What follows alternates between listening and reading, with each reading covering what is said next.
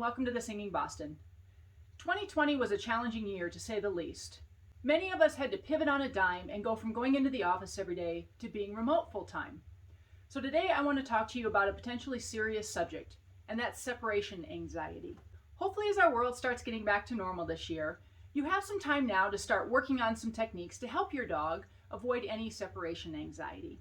I'm going to give you a few tips and tricks here that will hopefully help you ease your dog into you going back to work full time. Separation anxiety can vary greatly. It can be anywhere from a few whines when you leave and then they go back to sleep once you've gone, to full-blown destruction, chewing couches, chewing chairs, chewing through walls, urinating, defecating, and anywhere in between. Our dogs are used to us being home with them pretty much 24/7. And this is a major disruption in their routine. One of the first things that you may try is ask, can you bring your dog to work with you? You may find that your employer is a little more willing and able to accommodate you. If your employer is okay with you bringing your dog to work, they're probably going to need to be comfortable being in a kennel crate. So make sure that you work now on your dog being comfortable with that. If your dog is not, go watch our video called Crate Love and work on that now. If your employer is not willing to let you bring your dog into work, or it's just not viable for wherever you work, ask, can you continue to work from home for a few days a week, or perhaps remote full-time? That may or may not be something that you personally want to do, and that may or may not be an option. But hey, it never hurts to ask. And you might even ask, can you ease into working in the office full-time slowly? Maybe start 1 day a week, 2 days a week, 3 days a week, etc. So your dog can kind of ramp up slowly as they get used to you being gone. So let's say none of these are an option and you're just going to have to leave your dog at home alone like you did pre-pandemic. I'm going to give you some tips and tricks to help you with that.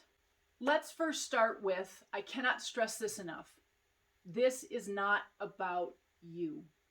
This is about your dog. Dogs are not spiteful. Dogs don't get revenge.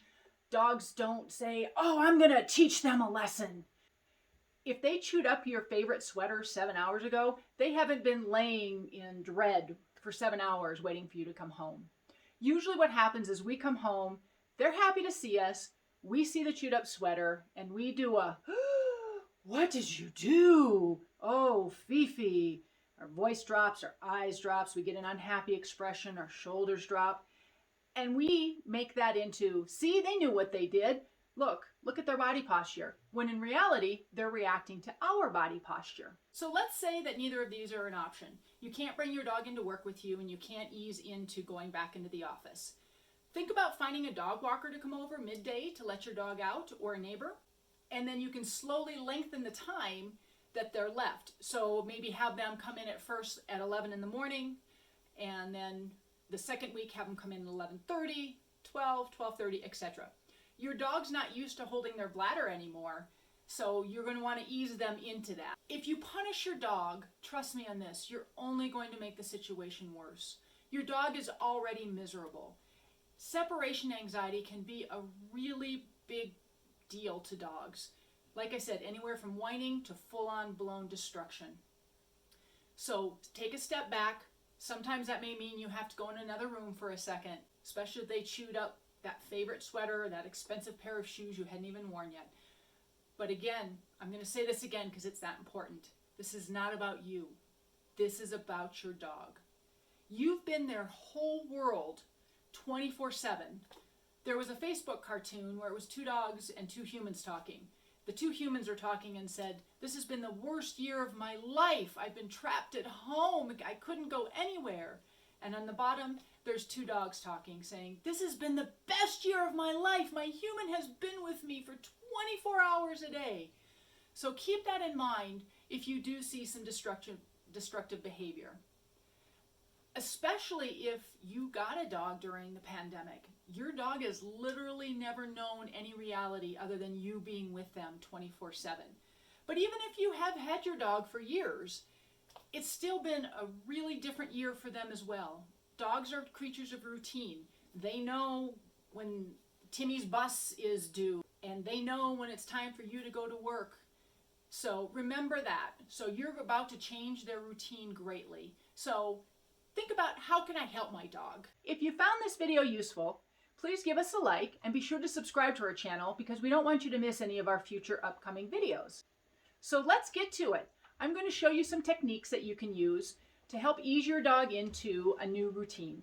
One of the things you might consider is getting a webcam or a puppy cam. We have a Wyze camera here and it rotates all around, so if somebody's sleeping over there, I can rotate it around and see them. I can talk to them, I can hear through it. I think this was like $25 or $30. They're pretty reasonable. There's also some really cool ones out there where you can actually give your dog a cookie. So you can talk to them and hear them just like this one, but it has a little container where you can drop them a cookie. Those are called a Furbo, and I think those are a couple of $100, but that might be a fun option for you as well. Another thing to consider is leave the TV on for them, or if you have a radio, a smart speaker, leave that on for them. If you have an Amazon smart speaker, they even have Alexa, play Puppy Jams. Woof woof. Welcome to Puppy Jams by iHeartRadio. We love to hang with your dog when you cannot. Alexa off. So they even have some radio stations that are specifically geared for your dogs. But consider leaving a TV or a radio or smart speaker on. That way there's some kind of voices and some sense of presence of a human there. Another idea is leave your nightshirt from the night before out on where they lay, so that way they can kind of have that comfort of your scent. In case you're having trouble telling, this is where our dogs hang out when we're not with them. They're obviously quite comfortable up here, especially when the sun's coming in. Boston Terriers are notorious sunbathers. So one of the things I do make sure that we do is leave the window up for them because I know they so enjoy laying here. So that helps them be more comfortable. Now, because they are so comfortable and they're not destructive, I don't have to leave them in a crate. But if I do, I will try and leave them in a familiar room, such as my bedroom. They sleep with us at night. And that way they have a little bit more comfortable. Along with that, as we just talked about, I'll also leave on a speaker or a television for them. If you do leave them in a crate, or if they were loose, you can also consider leaving them with a project toy, but make sure it's something really almost indestructible, like a Kong filled with frozen peanut butter or cream cheese, that type of thing. If you have a destructive chewer, never ever leave that with them, or if you are not 100% sure that they can't get off a piece and choke on it, then don't leave them with any kind of project toy.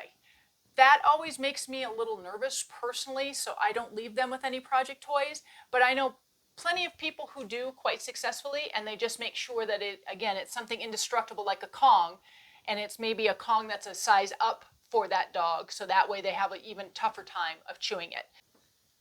To help ease your dog into not having you right in the same room physically with them 24/7, you can start by practicing leaving them in a separate room. If you're going to be crating them when you leave, practice crating them. If you're just going to be putting them in another room, practice leaving them in that other room. Don't make a big deal out of it. I've got some cookies here. I'm going to call up the boys. Ellie's already up here. Timo, Dice!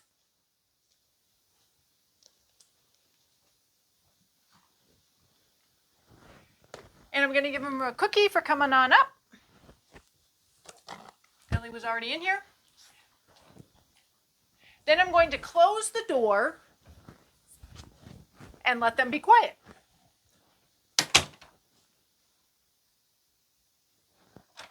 Good, quiet. Now my word for quiet is quiet. So whatever your word is, use that.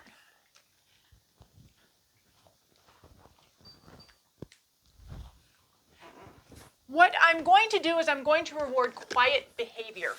I don't want them scratching at the door, barking, whining, chewing, carrying on, that kind of thing.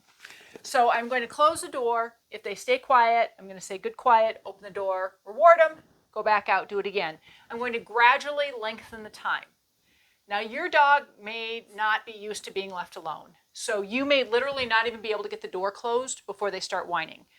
Remember, we want to set our dogs up for success. So what I would do in that case is if I can get to here before my dog starts crying, I'm going to get here and I'm going to say yes, good, quiet, and I'm going to reward. It may be you touch the door handle and they start whining.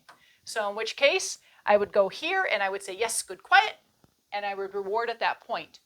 Start building up that duration. So we're eventually, I can go here, I can hold this, they're quiet, and then I would give a good yes, good, quiet. I would reward, move it. If I get to here and all of a sudden they regress and they start carrying on, I'll just back up. Chances are you'll come forward much faster than you did the first time. So if I get here, they start crying, I'm going to back up and I'm going to start with here. Yes, good, quiet. It may be that I can only stand right here, and it may take you a while. Every dog is different, just like every human is different. Some are going to pick things up faster than others.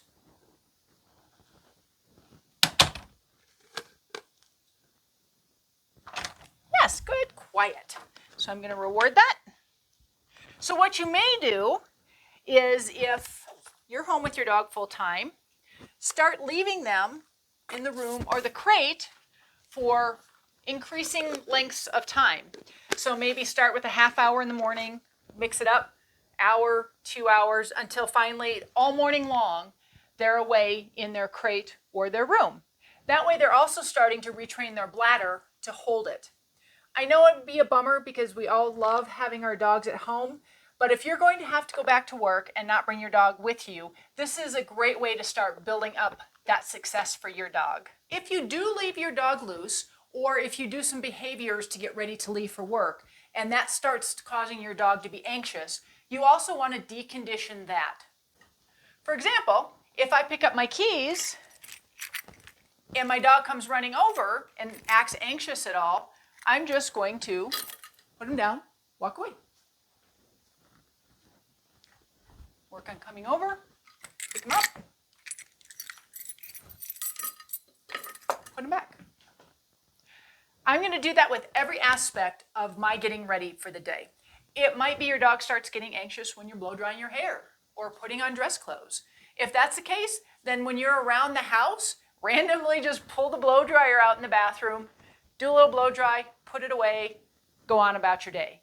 Make that just a normal part, not, oh no, mom or dad is blow drying their hair, so they're going to be getting ready to leave for work.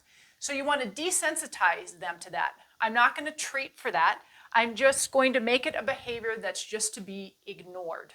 This is a really, really important note. Don't make a big deal out of your coming and going. So whether I'm leaving them in the bedroom and I call them up and I give them a quick cookie for kenneling, I'm just going to say, see you later, and I'm going to go. Same thing when I come home. So they're here to see me off. If I was going to leave them out, I'm not going to make a big deal. See you guys later.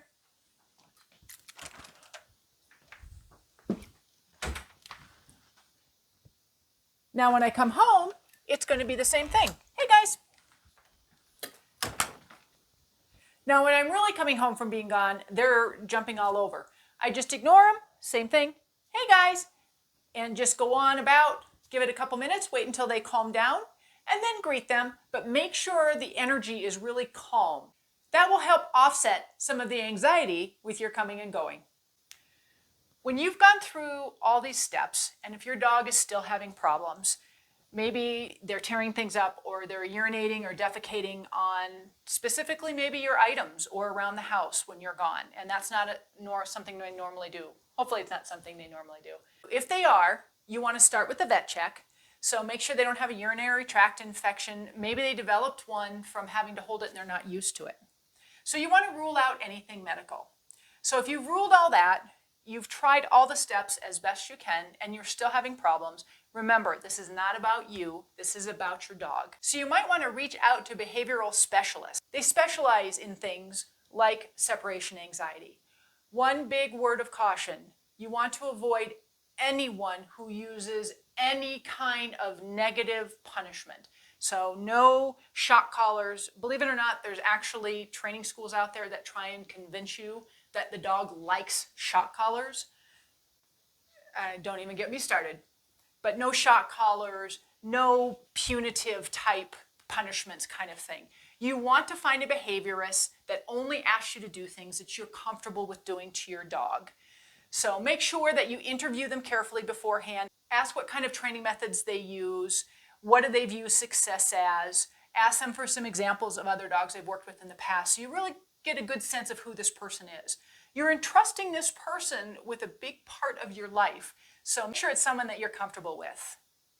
If your dog is still having problems with separation anxiety after you've tried behavior modification through some of these positive choice-based training methods and engaging a behaviorist, it might be time to go back to your vet and ask for some medication. There are some drugs they can use to help take the edge off or help sedate them a little bit. Drugs are not my first answer, but they are certainly a good tool to have in your arsenal if your other tools aren't working. You might just have to use them short term until your dog gets used to you being gone, or it might be a longer term thing. But you can work with your vet to figure out what's the best protocol for you and your dog.